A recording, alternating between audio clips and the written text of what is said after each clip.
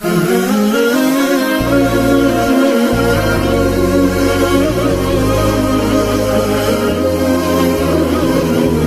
اللہ مہدی نراقی جنہوں نے کتاب معراج السعادہ لکھی، ان کے جو والد تھے انہوں نے ایک اور کتاب لکھی جو اس سے پہلے تھی، عربی میں کتاب تھی، اخلاق کی کتاب تھی، یعنی اخلاق کیسا ہونا چاہیے، انسان کو گفتگو کیسے کرنی چاہیے، خیال کیسے کرنی چاہیے.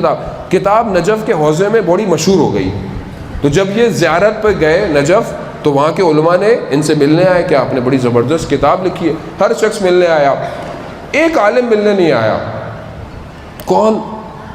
وہ سید مہدی بحر العلوم.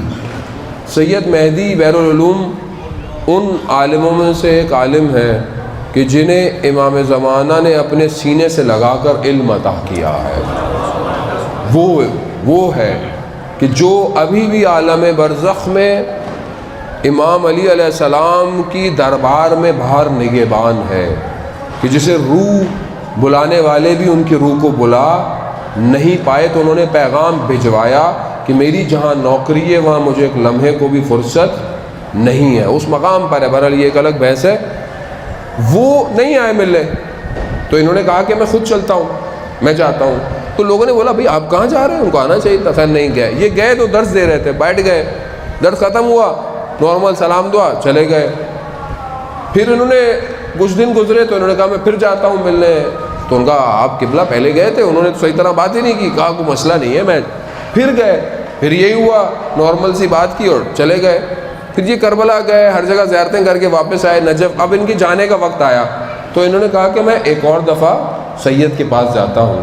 تو سب اطراف میں لوگوں نے بولا ارے مولانا صاحب، جیسے ہمیں بھی لوگ بولتے ہیں ارے مولانا صاحب کہاں جا رہے ہیں بھائی، آپ چھوڑیے ان کو ہمارے مولانا سے زیادہ مولانا کے اطراف والے گرم ہوتے ہیں.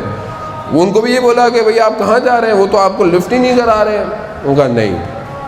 جب یہ بات سید کو پتہ چلی کہ یہ آ رہے ہیں، سید ننگے پاؤں گلی کے کونے تک دوڑتے ہوئے گئے اور با ادب طریقے سے لے کر آئے. تو سوال پوچھا کہ بھئی پہلے 2 دفعہ آئے، آپ نے بات ہی نہیں کی، اب آپ ایسے؟ کہا میں یہ دیکھ رہا تھا کہ یہ جو اخلاق کی کتاب آپ نے لکھی ہے اس پہ آپ خود کتنا عمل کرتے ہیں. خزیزہ نے مطلب ایسے ہی ہے بھئی میں بڑی بڑی باتیں کروں اور بعد میں جب میرا عمل کا وقت آئے تو وہاں میں کچھ اور ہو جاؤں.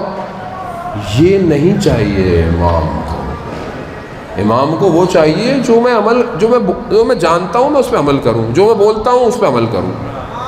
اگر میں نہیں کر سکتا تو کم از کم نہیں بولوں، نہ بولوں. عزیزان محترم، ہاتھ میں تسبیح ہو، زبردست ہو، دل میں یہ ہو، اگر انسان کا عمل اور کردار اگر عزیزان محترم صحیح نہیں ہے تو ماتھے پہ یہ نماز کا نشان نہیں ہے، یہ دھبا ہے، نشان نہیں ہے. یہ ہمارا کردار ایسا ہونا چاہیے.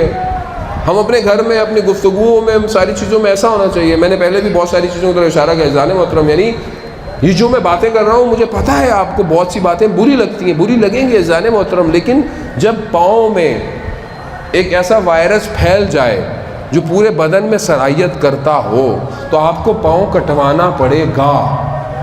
اگر آپ نے نہیں کاٹا تو آپ کا پورا بدن وائرس سے بھر جائے گا. ان چیزوں کو صحیح کرنا پڑے گا جو معاشرے کے اندر آج ہو رہی ہیں.